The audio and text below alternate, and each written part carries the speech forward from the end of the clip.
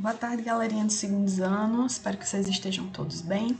Como de costume, a gente vai começar fazendo a correção da atividade da semana passada, que, diga-se de passagem, foi bem bestinha, né? Foi o meu presentinho aí para o Dia dos Estudantes. Então, para quem não lembra, nessas últimas semanas, a gente vem estudando a questão da colonização da América, né? E, posteriormente, desde a semana passada e hoje, iremos nos aprofundar na questão da ocupação portuguesa no Brasil, tá certo? Então, a partir de agora, a gente mergulha geral em história do Brasil, que é um assunto extremamente importante, principalmente para a galerinha aí que está preocupada ano que vem, né? Quer dizer, não ano que vem, né? Porque como foi adiado o desse ano, mas com o Enem, quando vocês terminarem o terceiro ano, certo? Então, se liguem nesse conteúdo, atenção nesse conteúdo, que ele é realmente imprescindível, tá bom? Então, galerinha, vamos embora. Seguinte, semana passada a atividade foi bem simples, como eu falei, consistia em um texto no qual há lacunas e era somente você responder o que era para preencher aqui as lacunas, certo? Teve muita gente que viajou aqui na forma de responder, claro, porque vocês têm uma dificuldade imensa, né, de ler as instruções e segui-las, tô de olho, mas essa pessoa aqui particularmente fez totalmente correto, certo? Então vamos lá. O texto tinha algumas lacunas e agora a gente vai ver como é que deveria ser preenchida. A área do continente americano que foi colonizada por Portugal é chamada de América Portuguesa. Ok, palmas. Isso mesmo. Então, a gente viu naquela atividade, inclusive do mapa, né, do infográfico, também muita gente fez coisas assim, não tinha nada a ver, mas vamos lá, né? A gente vai treinando e uma hora consegue. Eu pedi para vocês fazerem uma separação, né? Com cores, né, da América Portuguesa, Espanhola e Inglesa. Então, o que é que acontece? As áreas dominadas por Inglaterra passou a ser chamada de América Inglesa. A área dominada por Espanha passou a ser chamada de América Espanhola.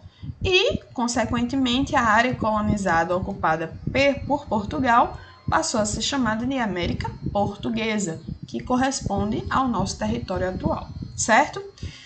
Então, esse era o primeiro preenchimento. O período compreendido entre 1500 e 1530 é o período pré-colonial, exatamente. É um período no qual não ocorreu, de fato, colonização, né? Ocorreu um processo de reconhecimento do território, certo?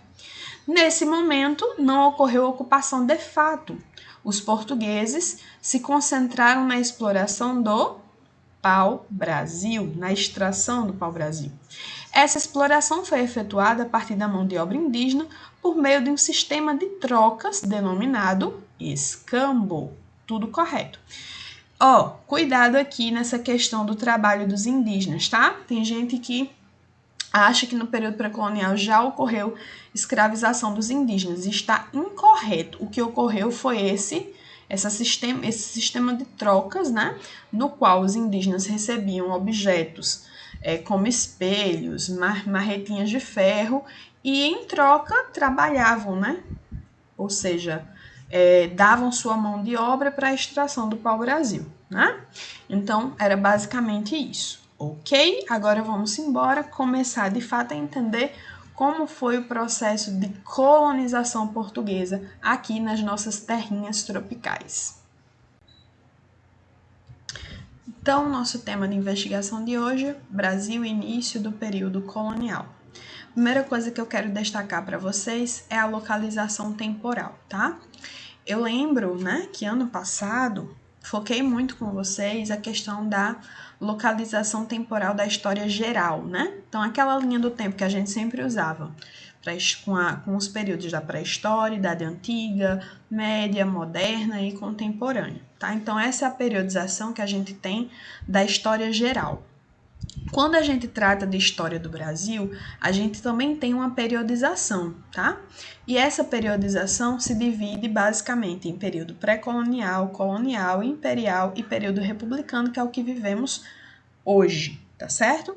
Então, essa linha do tempo aqui, com essa periodização da história do Brasil, é essencial para a gente passar, então, a compreender como foi ocorrendo, né, aí os processos históricos aqui no Brasil, tá? Seria bem interessante que vocês tivessem essa linhazinha do tempo no caderninho de vocês, para que vocês tivessem cada vez mais uma consciência da caracterização de cada período histórico desse. Mas vamos lá, segundo ano, vamos a uma visão crítica também sobre essa linha do tempo, tá? O que é importante a gente criticar aqui nessa divisão da história do Brasil, que é classicamente feita, né? Está aí nos livros de história, né? E tudo mais. Primeira coisa que a gente deve observar aqui, com um olhar crítico, é a questão de que fica aparentando que a história do Brasil se inicia somente em 1500 com a chegada dos portugueses, tá?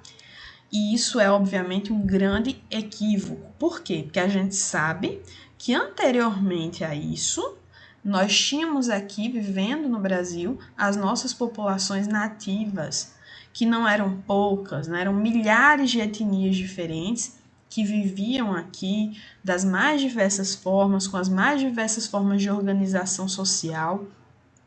E com essa divisão feita, né, classicamente da história do Brasil, fica parecendo que não existia história do Brasil antes da chegada dos portugueses, tá? Então essa é a primeira crítica que é importante a gente fazer, a questão dessa periodização aqui, tá bom? As outras observações que farei são de cunho mais prático, tá? Então vamos lá. Na semana passada, a gente começou a se familiarizar com o chamado período pré-colonial, que já está dizendo, né? É um período no qual não havia ainda de fato projeto de colonização, mas sim um momento de reconhecimento do território, né? Um momento no qual basicamente a exploração ficou contida ao litoral, com a intenção de exploração e extração do pau-brasil, por meio do escambo, como a gente viu, inclusive, na atividade agora, tá certo? Inclusive, ó, observa que colocou na linha do tempo, tá, inclusive, caracterizado o período com o pau-brasil, né? Que, destacando aí essa questão da extração do pau-brasil. Então, esse período pré-colonial durou aqui de 1500, com a chegada da primeira expedição portuguesa, com Álvares Cabral, até 1530, certo? Então, esse é o chamado período pré-colonial. Hoje a gente mergulha nesse segundo período aqui, que é o período já colonial. E por que ele é chamado já de período colonial? Porque é o momento no qual ocorre, de fato, um projeto de Portugal de ocupar, administrar, explorar e colonizar, de fato, o nosso território, certo? Observe que o primeiro desenho que a gente tem caracterizando ele é a cana-de-açúcar, muito familiar para a gente, principalmente aqui no Nordeste, tá? Isso porque o açúcar, né, a produção açucareira, foi justamente a primeira atividade econômica que Portugal lançou mão, né, para poder ter um produto, né, que fosse produzido e exportado depois para que houvesse lucro, né, com essa colônia, no caso, Brasil, tá certo? Então, esse período colonial vai de 1530 até 1822, certo? 1822, data da nossa independência, tá? Lembre lá do feriadinho que você tem em setembro, 7 de setembro de 1822. Então, em 1822, a gente tem a nossa independência, beleza? Então, qual o período que a gente vai focar a partir de agora? Período colonial. Então, como a gente já sabe, essa é a região, né, que vai ser tomada por Portugal, dominada por Portugal, chamada então de América Portuguesa inicialmente, certo? E aí eu coloquei uma questãozinha aqui, ó, de nomenclatura, de nome, que é importante que vocês dominem, tá? Então veja só, nessa situação que a gente está estudando de colonização, existia a palavrinha metrópole, era usada para designar o país que era o colonizador. Então, no nosso caso, no caso do Brasil, quem era a nossa metrópole? A nossa metrópole era Portugal, tá? Então, nesse período colonial, havia então essa relação entre metrópole e colônia. A metrópole era o país colonizador e a colônia é o país, o lugar, na verdade, né? A região colonizada, certo? Essa relação entre metrópole e colônia era baseada no pacto colonial.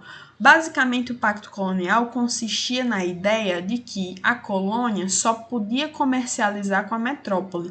Então, a colônia estava presa ao comércio somente com a metrópole.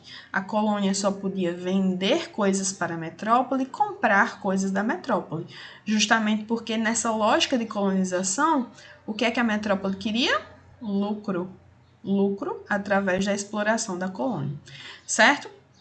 E aí eu coloquei essa chargezinha aqui, porque na atividade dessa semana de vocês vai ter uma charge para vocês interpretarem, certo?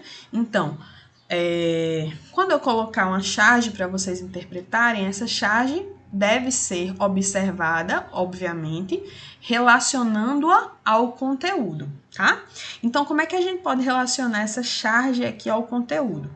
Obviamente, a gente está vendo aqui um navegador, né? É importante sempre a gente começar com essa questão descritiva, porque aí a gente vai entendendo do que se trata a imagem. Então, a gente tem aqui um navegador, como se ele estivesse na ponta aqui de uma embarcação, e aí ele está com essa luneta aqui na mão, né? E ele grita lucro à vista, né? Qual é, gente, a charge, ela sempre tem um fator sarcástico, né? Uma ironia, né?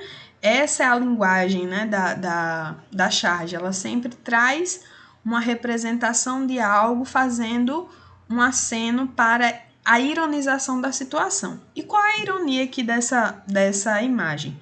A ironia é que normalmente os navegadores eles falavam o quê? Terra à vista, né?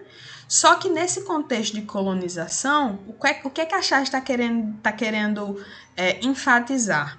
Que nesse período colonial, né, os navegadores, né, esses descobridores, né, de territórios, eles estavam sempre olhando para esses novos territórios com a intenção de lucrar com eles, com a intenção de explorá-los para terem lucro. Então, é basicamente isso que essa charge está enfatizando em relação ao período colonial, tá bom? Então, fiquem ligadinhos aí nessa maneira de interpretar, porque vocês vão fazer nessa atividade da semana. Então, alguém poderia estar aí se questionando o seguinte, ó, professora, de 1500 a 1530, então, Portugal não colonizou de fato o Brasil. E por que a partir de 1530 eles resolveram, vamos agora começar a dominar geral essa região e colonizar mesmo de fato? O que é que impulsionou isso, né? Então, é isso que a gente vai observar agora, os motivos para o início do projeto colonizador. O que foi que motivou os portugueses, a partir de 1530, a de fato iniciar o projeto de colonização? Primeiro fator foi a questão do declínio do comércio de especiarias, tá? Lembrem que Portugal foi um dos pioneiros também no sentido de comercializar, né, as especiarias vindas das Índias, né? Lembrem lá das nossas aulas sobre grandes navegações, certo? E ocorre que a partir aí de meados do século XVI, o comércio de especiarias começa a declinar, né? E não dá tanto mais lucro para Portugal, certo? Então, esse é um primeiro fator. Segundo fator é que o nosso território passou muito a ser alvo de invasões, principalmente dos franceses. Coloquei até aqui essa imagenzinha para demonstrar isso, né? Inclusive, a primeira invasão dos franceses foi em 1555. Então, os franceses tentaram algumas vezes se fixar aqui no território do Brasil, certo? Então, era uma ameaça, vamos dizer assim, a ameaça de invasões, né, estrangeiras ao nosso território e a possibilidade, então, de perder partes desse território, certo? E outro fator interessante era também as ações de piratas e corsários. Pirata todo mundo sabe o que é, né? Graças a Piratas do Caribe, acho que todo mundo sabe o que é. Então, essas figuras aí que navegavam e e saqueavam outras embarcações. Mas também existia a figura dos corsários, que era muito parecida com a de piratas, com uma diferença. Os corsários, eles estavam a serviço de algum país. Então, por exemplo, aqui a nossa costa brasileira sofreu muito com a ação de corsários ingleses, franceses e holandeses. Os corsários, então, eram figuras que vinham a serviço da coroa desses países, né? Ou seja, a serviço do rei desses países, e grande parte do que eles, no caso, saqueavam, eles repassavam para a coroa desses países, entenderam? Então, era como se fosse um pirata legalizado, tá? É basicamente isso. Então, todos esses fatores aqui impulsionaram, então, Portugal a, de fato, a partir de 1530, se interessar por, de fato, começar um projeto de ocupação, exploração, organização administrativa desse território. Mas como se tratava de um território grande, com muitos desafios, inclusive a resistência indígena, né? Que os indígenas, obviamente, lutavam. Eles não davam essas... muitas vezes, aconteceram por diversas vezes e por muito tempo, né? A resistência indígena, né? No sentido de não sair do seu território. Então, era preciso uma estratégia para administrar o território e fazê-lo também lucrativo, né? Produtivo. E, como a gente já viu, essa lucratividade vai ficar a cargo de quê? Da produção açucareira, certo? Então, qual foi a primeira estratégia de Portugal para iniciar esse projeto colonizador? Então, Dom João III vai ser o carinha que vai inaugurar o sistema de capitanias hereditárias, na intenção de começar, de fato, o povoamento da colônia, né? Da colônia Brasil. Então, em 1534, ele inaugura esse sistema de capitanias hereditárias, né? E, como vocês podem observar aqui nesse mapinha que decifra para a gente nessa questão das capitanias hereditárias. Então, o que foi que aconteceu aqui? O rei dividiu a faixa litorânea, ou seja, a faixa, né, próxima ao mar aqui, em 15 lotes de terra, né? Sendo desses 15 lotes, 14 capitanias. E entregou essas 14 capitanias a 12 donatários. Então, vamos lá, vamos entender. Donatário era a pessoa que detinha a posse útil da terra da capitania, de determinada capitania hereditária, certo? Basicamente eram nobres portugueses, né, que tinham condições, né, tinham cabedal, né, ou seja, tinham dinheiro para investir nessas terras e fazer delas produtivas, certo? Então, basicamente as capitanias hereditárias são essas faixas de terra, né, principalmente na área do litoral, que foram divididas e entregues a donatários, certo? Que eram as figuras que detinham a posse útil da terra, ok? Mas pense comigo, será que um carinha só teria condição de resistir aos ataques indígenas, implantar engenhos, fazer fortificações para proteger tanto dos ataques externos dos corsários piratas, dos franceses, tanto dos ataques internos?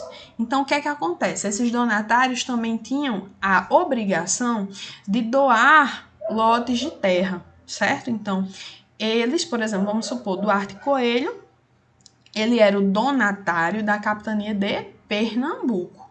E aí ele tinha o privilégio, a possibilidade de doar lotes de terra para outros colonos, né, para outras figuras, e esses lotes de terra eram chamados de seis-marias, certo? Obviamente que para ser doada a alguém, essa pessoa tinha que ter também condições de fazer dessa terra produtiva, certo? No final das contas, somente duas capitanias foram bem-sucedidas, a de Pernambuco e a de São Vicente, que posteriormente será São Paulo, tá? Então, somente essas duas capitanias foram bem-sucedidas, por quê? Porque houve sucesso na implantação dos primeiros engenhos nessas áreas. Então, por isso, basicamente, elas foram bem-sucedidas. O restante das capitanias hereditárias não funcionaram muito bem. Por quê? Porque a maioria dos donatários não veio nem para o Brasil imediatamente, né? Deixando realmente vazios aqui no litoral, o que enfraquecia principalmente a função de defesa dessas capitanias hereditárias, certo? Então, as capitanias hereditárias a gente pode dizer que foi um sistema que meio que fracassou no seu objetivo, certo? E por isso foi substituído por outra estratégia. Agora, alto lá, não é que as capitanias deixaram de existir, a divisão, os donatários, isso não deixou de existir. O que deixou de existir foi as capitanias como uma estratégia de administração do território. Então, a segunda estratégia adotada por Portugal para administrar o território foi a implementação do chamado governo geral, certo? Então, os governadores gerais eram basicamente figuras que representavam o poder do rei aqui na colônia, certo? E significaram basicamente uma centralização da administração, porque passou a ficar focado numa figura só, né? A administração do território. Obviamente, de novo, não dava para esse cara fazer tudo sozinho, então também foram criados outros cargos, né, para auxiliar o governo geral, o governador geral, nessa empreitada, né, de inicial aí do projeto de colonização, certo? Aqui a gente destaca os 3 primeiros governadores gerais, né? O primeiro deles foi Tomé de Souza, né? Uma das suas grandes atuações foi na fundação da cidade de Salvador, que foi inclusive nossa primeira, né, primeira capital da colônia, certo? E outra coisa bem interessante também, isso aqui é uma representação de Tomé de Souza, tá? Chegando aqui como governador geral. E outra coisa também bem importante que ocorreu foi que com ele vieram também os primeiros jesuítas. Isso aqui tá até demonstrado, né, nessa representação com a cruz aqui, com esses religiosos chegando, certo? Então, isso aqui, ó, é algo bem interessante, porque inclusive se relaciona com o conteúdo anterior que a gente já viu, que é a questão da Contra-Reforma. Lembrem que uma das medidas da Contra-Reforma foi justamente a criação da Companhia de Jesus, né? E aí, quem fazia parte da Companhia de Jesus eram chamados de jesuítas, né? E esses jesuítas vieram, né? Na verdade, a grande função da Companhia de Jesus com a Contra-Reforma foi justamente o quê? A ideia de ampliar a fé católica, né? A ideia de espalhar a fé católica no Novo Mundo. Que Novo Mundo era esse? Na América, certo? Então, com o Tomé de Souza chegam os primeiros jesuítas. E isso aqui, gente, é crucial para entender todo o processo de colonização, tá? Porque a questão da catequização, de levar a fé católica, ela vai ser vista como uma justificativa para o processo de dominação, exploração dos indígenas, né? Então, tudo era justificado como que a gente está oferecendo a salvação a esses pagãos, né? Então, era também uma justificativa. Além de ser uma justificativa, foi uma maneira muito eficiente de diminuir a resistência dos indígenas, né?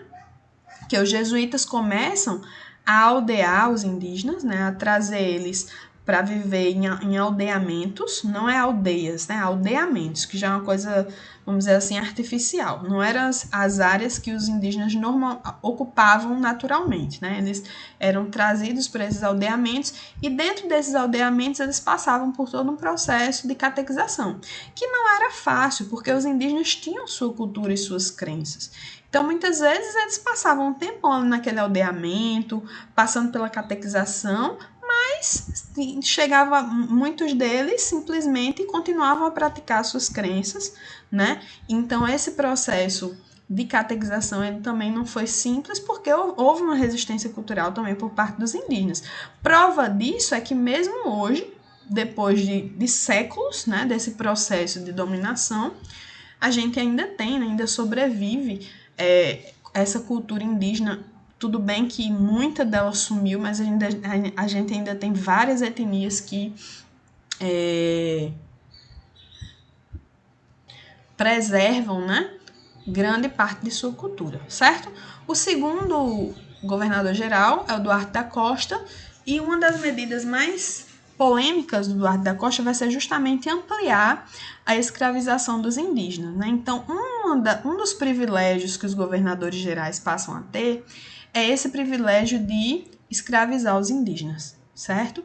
Principalmente aqueles que resistiam à ocupação, certo? Que entravam em guerra com os portugueses. Então, esse processo de ampliação da escravização dos indígenas vai ser um fator também bem importante para a gente destacar, porque isso vai contribuir também para o extermínio dos indígenas, lembrando que o contato dos indígenas com os portugueses por si só já era uma forma de extermínio. Em que sentido? No sentido da questão biológica, porque os indígenas não tinham imunidade para várias das doenças que os portugueses traziam, tá? Então, varíola, a própria gripe mesmo, matou milhares de indígenas, certo? O Mem de Sá é um dos últimos que a gente destaca aqui, e o grande feito do Mem de Sá foi expulsar os franceses da Baía de Guanabara, no Rio de Janeiro, tá? Lembra aí que a gente falou que os franceses, né, tentaram por algumas vezes se fixar aqui no nosso território. E aí o grande feito do Mem de Sá foi esse, foi expulsar os franceses da Baía da Guanabara. Então, em resumo, galera, esses governadores gerais, o governo geral, ele é uma segunda estratégia utilizada por Portugal para, né, em substituição às capitanias hereditárias, né, como forma de administrar o território, certo? Então, o governador-geral, indicado pelo rei, ficava responsável pelo desenvolvimento econômico da colônia, né, desde a criação de engenhos até a administração e proteção das terras, proteção tanto contra os ataques externos de corsários e piratas, quanto dos ataques internos dos indígenas que resistiam, né, dos povos indígenas que resistiam à ocupação. E outra tarefa fortíssima do governador-geral, como a gente já viu, era inserir as populações indígenas, né, na cultura europeia, né? Então, dominar basicamente por meio da cultura os indígenas. E aí, nessa questão, a fé católica, a expansão da fé católica vai andar junto. Então, quando a gente fala de processo de colonização portuguesa, a gente não pode esquecer da questão da catequização, tá? É como se a gente poderia dizer que igreja e Estado trabalharam juntos nesse projeto de colonização dessa região, no caso, nosso atual país. Em relação à atividade econômica, como a gente já falou anteriormente, a economia de grande parte do período colonial, e principalmente do seu início, vai ser marcada pelo chamado ciclo do açúcar, né? Foi que aconteceu. Na Europa, o açúcar era um produto muito procurado. Então, era um produto que prometia lucros. Então, foi o que Portugal fez. Implementou esse cultivo da cana aqui no Brasil e a posterior produção do açúcar para exportar para a Europa, certo? E, obviamente, assim, ter grandes lucros com essa produção açucareira. Então, essa vai ser a atividade econômica que vai viabilizar o projeto de colonização, né? Vai ser extremamente lucrativo para Portugal.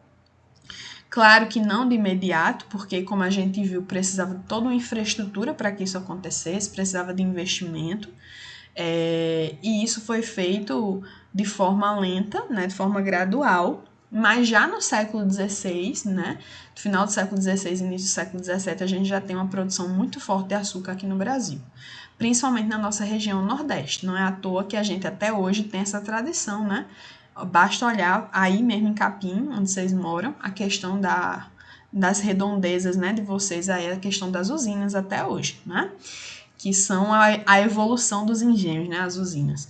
Então, galera, na aula da semana que vem a gente vai focar na economia açucareira, entender como foi que foi organizada a economia açucareira, tá? Mas o que a gente falou até agora sobre o período colonial é extremamente importante para que vocês entendam como foi se estruturando, né, esse projeto de colonização. E na semana que vem a gente aprofunda essa noção sobre o papel da produção açucareira, como ela transformou, né, transformou a colônia, né, e as implicações sociais também que isso teve com a escravização de africanos, a escravização de indígenas, tá bom? Então, tudo isso a gente vai abordar na semana que vem. Pessoal, um cheiro para vocês, tá certo? Espero que tenha ficado claro. A aulinha foi curta, né? E agora eu vou passar a dividir a explicação da atividade, né? Porque tem gente que não tem muita dificuldade com a atividade. Então, para o vídeo não ficar tão longo, vou deixar aqui esse vídeo da explicação da aula e em outro vídeo eu faço a explicação da atividade da semana para aquelas pessoas que tiverem a necessidade, tá bom? Acharem que não compreenderem, vão lá e podem consultar a explicação, tá certo? Um cheiro para vocês e até semana que vem.